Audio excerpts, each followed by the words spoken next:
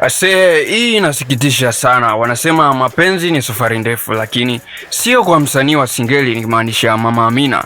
Safari hii inaonekana imefika mwisho wa lami, huku ikiacha maumivu makali.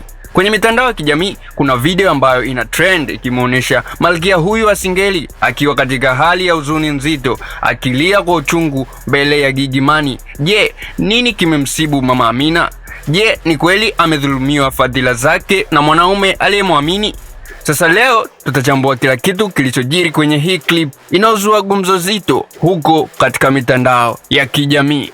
Sasa kwenye hii video inayozunguka, Mama Amina anaonekana akiwa amevunjika moyo kabisa. Akiwa pembeni ya Gigy Money, Mama Amina anasikika akimwaga chozi huku akilalamika kuhusu mpenzi wake. Anadai ametoa kila kitu, nguo, viatu na hata huduma ndogo ndogo ambazo mwanamke anapaswa kumfanyia mwanaume wake, lakini malipo aliyoyapata ni dharau na maumivu.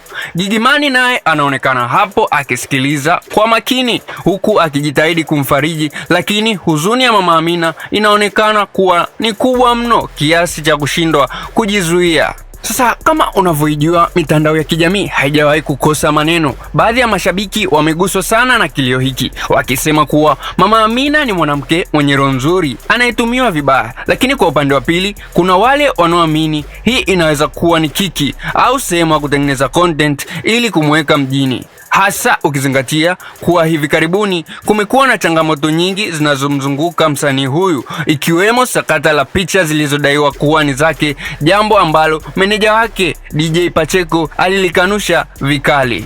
Sasa swali linabaki kuwa, je, Gigy atamsaidia vipi rafiki yake huyu kuvuka kipindi hiki kigumu? Na je, huu ndio mwisho wa mahusiano ya Mama Amina na huyo mwanaume aliyemliza?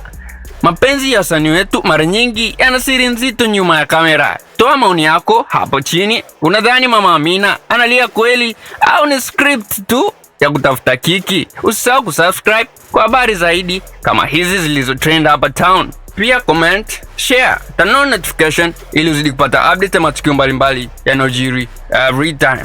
I'm out.